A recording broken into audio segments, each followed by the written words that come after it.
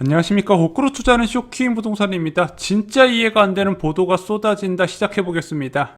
자, 요즘 이런 기사가 많이 보입니다. 문정부 고개 숙인 집값 폭등, 전문가 얘기 좀 들어라, 답답한 국민이라는 머니투데이 기사가 있었습니다. 같은 날에 부동산 투기 막고 약자 보호, 문정부 선한 정책 되레 독이란 기사가 있었어요. 그래서 정부가 시장에 개입을 하면서 시장이 불안해졌다는 부분이죠. 자, 이런 류의 기사들은 굉장히 많이 있었습니다. 한마디로 투기 억제를 위한 부동산 규제가 시장 왜곡을 불렀다. 그리고 이 시장 왜곡이 사상 유례 없는 장기간 상승을 이끌었다는 부분이죠.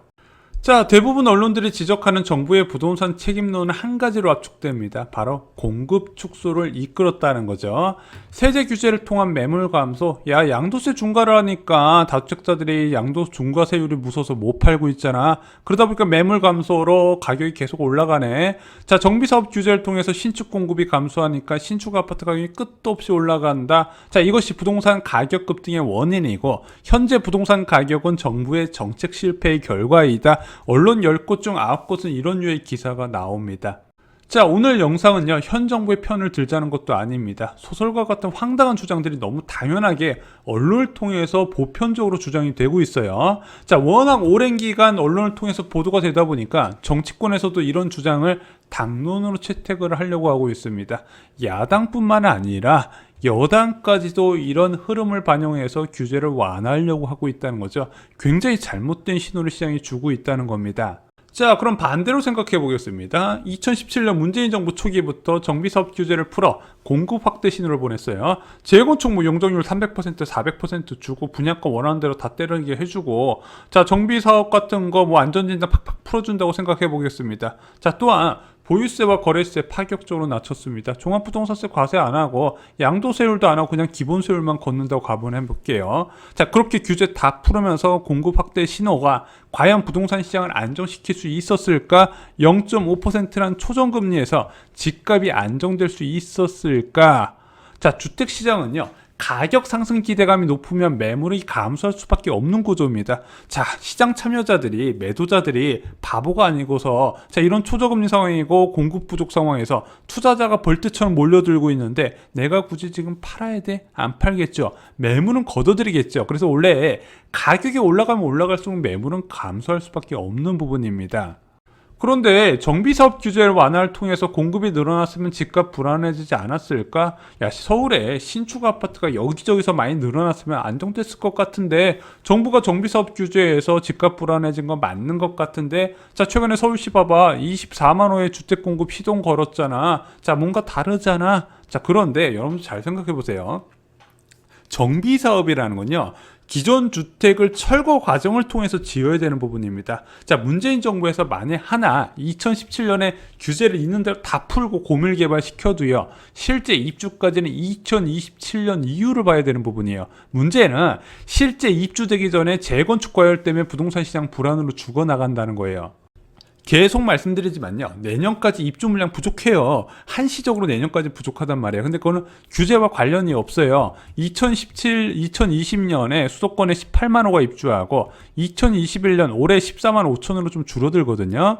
그런데 올해는 좀 나아요. 내년의 문제예요. 내년에 서울의 입주 물량이 일단은 18,000호로, 자, 2020년 대비 3분의 1 수준 가까이 줄어들게 됩니다. 자, 그런데 이게 과연 정부의 규제 때문에 일어난 입주 물량 부족이었을까요? 2022년에 입주 물량 부족은 왜 일어났냐? 둔촌주공, 개포주공, 반포주공 정비사업장에 입주가 지연됐어요. 사업이 지연됐기 때문에 입주가 늘어난 거예요. 자, 둔촌주공 같은 경우는 성면 논란이 있었죠. 성면 논란으로 철거가 1년 정도 늦어졌습니다. 개포주공 같은 경우는요, 상가 세입자 때문에 2주가 길어진 케이스예요. 반포주공 같은 경우는 관리처분 단계에서 조합원들의 이제 아무래도 재산상의 불이익에 따른 소송 결과 때문에 사업이 2년 정도 늦어졌죠. 자, 이것들이 제때 추진됐으면 2022년부터 공급이 많아졌어야 되는데 늦어져서 2023년부터 많아진 거죠. 이거는 정부 규제와 상관이 없어요. 그냥 정비사업 추진 과정에서 어느 사업장이든 흔하게 일어나는 케이스들이에요. 즉 정비사업 규제와 현재 부동산 시장 급등은 관련이 없다는 겁니다. 오히려 재건축 규제 카드가 주요 재건축 사업장의 사업 속도를 크게 앞당겼다는 거죠. 자, 재건축 초과임 환수제하니까 밀어내기 관리 처분 인가 신청 2017년에 이어졌었죠. 게다가 작년에 분양가 상한제 앞두고 밀어내기 분양 신청 많이 나왔었습니다. 그것이 2023년에 입주로 이어져요. 게다가 지금 압구정동에 조합 설립이 속속 진행이 되고 있어요. 왜? 정부에서 실거주 2년을 해야 재건축 분양권을 준다고 입주권을 준다고 하니까 너도 나도 조합 설립한다고 지금 난립니다. 입주민들끼리 이렇게 단합이 잘 된 적이 없어요. 자, 분양가 규제도 뭐 공급을 줄였다 이렇게 얘기하는데 일반 분양 일정이 지연이지 입주 시기 지연은 아니거든요. 물리적인 공급 지연은 상관이 없어요. 왜냐면 이런 정비사업장은 애초부터 예전에 사업 계획을 세워놨고 그 당시에 일반 분양가를 책정해가지고 사업을 추진했기 때문에 그 분양가만 받으면 사업 추진에 전혀 문제가 없어요. 굳이 지금의 주변 시세까지 받을 필요가 없다는 겁니다. 그거 분양가 규제 때문에 공급 줄어들었다는 건 말도 안 된다는 얘기예요. 말도 안 되는 얘기예요. 야, 그럼 세제 규제는 관련이 없냐? 솔직히 양도세 중과 때문에 왜 매물 못 나오잖아. 솔직히 주변에 한두 사람씩 있는 다주택자 보면은 세금 무서워서 못 판다는 사람이 있을 것이고, 이번에 7월 1일부터 양도세 중과세율이 크게 확대되면서 더욱더 줄어들 것 같은데, 자, 이렇게 말씀하신 분 얼핏 들어보면 이해가 돼요. 근데 깊게 생각해보면 참 재밌는 이론입니다. 자, 과연 양도세 중과 없앤다면은 다주택자가 어이쿠 감사합니다 하고 집 당장 판다고 할까? 아니면은 지금 오르니까 나중에 팔아야지 생각을 할까요? 한시적으로 양도세 중과를 풀어준다고 생각했을 때 다주택자가 팔 것인가? 물론 파는 사람도 있겠죠. 아니면은 더 오를 것 같아서 움켜질 것인가? 그래서 2019년 12.16 부동산 대책 때 한시적으로 양도세 중과 배제를 해줬지만 실제적으로 매물 증가 효과가 거의 없었어요. 집값이 오를 것 같으면 그냥 가지고 있는다는 거죠. 의외로 대한민국 투자자분들이요, 주택을 굉장히 오랜 기간 갖고 있고 싶어 해요. 그런데 반면에 이렇게 양도세 중과 제도를 손보거나 왔다 갔다를 해버리면 문제가 뭐냐, 더 큰 문제가 있다는 거예요. 다주택자 매물이 시중에 나오는 것보다 더 큰 문제가 바로 새로운 수요자를 불러들인다는 겁니다. 자, 여러분들 주택 갖고 있는 사람들이 돈 많을 것 같아요? 아니면 집 없는 사람들이 돈 더 많을 것 같아요? 아무래도 유주택자가 자산이 더 많겠죠. 그 사람들이 한 채 더 살 때 부동산 시장 불안이 크게 일어나요. 그런데 이런 양도세 중과 제도를 없어버린다면 이 사람들 진입을 어떻게 차단시킬 겁니까? 수요가 더욱더 늘어난다는 거죠. 시중에 나오는 매도 물량보다 수요가 더 늘어나서 문제가 됐기 때문에 정부에서 지금 양도세 중과를 계속 활용하고 있는 거예요. 얘들이 바보라서 활용하는 게 아니에요. 자, 다주택자가 증여를 많이 선택을 했습니다. 최근에 증여 건수 엄청 늘어났죠. 주로 양도세 중과 확대가 나오기 이전에 이런 증여 건수가 많이 늘어나게 됩니다. 그런데 만약에 양도세 중과 없었다면 자식한테 증여 안 하고 매도했을까요? 자, 이 증여를 했다는 거는 엄청난 세금을 냈다는 거거든요. 양도세 중과만은 못하지만 그래도 만만치 않은 세금을 내게 됩니다. 자, 그런 세금을 내면서까지 증여한 이유는 간단해요. 앞으로 더 상승할 기대감이 높기 때문입니다.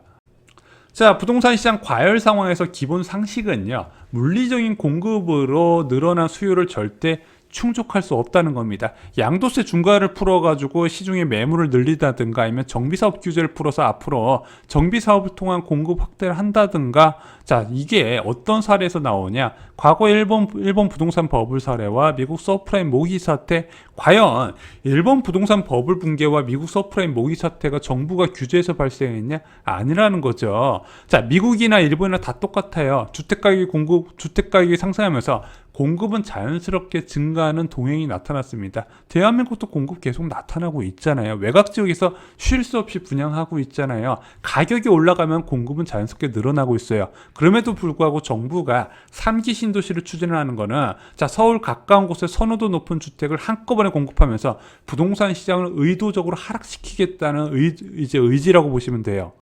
자, 부동산 시장에 영향을 주는 요소가 정말로 많습니다. 금리, 공급, 규제 부분 여러 가지 변수가 있죠. 쇼킹 부동산의 초창기에 공급적인 부분에 포커스를 맞춰서 많은 영상을 만들어 드렸습니다. 그런데 아무리 제가 봐도 과도할 정도의 공급이 진행될 때 결국에는 금리가 낮아버리면 아무 소용이 없더라. 부동산 시장에 영향을 주는 절대적인 요소가 결국에는 금리였다는 거죠. 금리로 다 움직이는 부분. 그래서 쉴 수 없이 금리가 낮아지고 있는 상황에서 다른 변수를 찾으면서 원인을 찾고 비난을 하면은 결국에는 잘못된 정책으로 이어진다는 거죠. 자, 물론 문재인 정부가 다 잘한 것은 아니에요. 다주택자 수요 차단이 2020년 11월이나 되어서야 끝났습니다.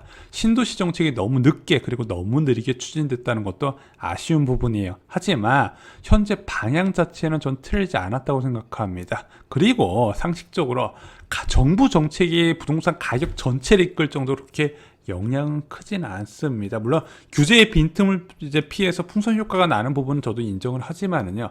전체 부동산 시장의 우상향 흐름이 단순하게 정책 하나만을 움직인다. 너무 단순한 생각이다 생각을 하는 거죠.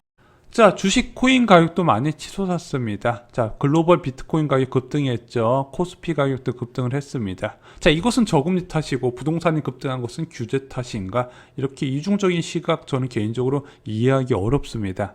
자, 과연 규제 때문에 공급 부족이라고 외치는 전문가분들, 그것 때문에 부동산 가격 폭등했다고 하는 분들, 금리와 공급이 정상화되는 2023년에는 어떤 이야기를 할지 개인적으로 굉장히 궁금합니다. 이상으로 쇼킹 부동산 마칩니다. 좋아요, 구독, 공유 꼭 부탁드립니다. 감사합니다.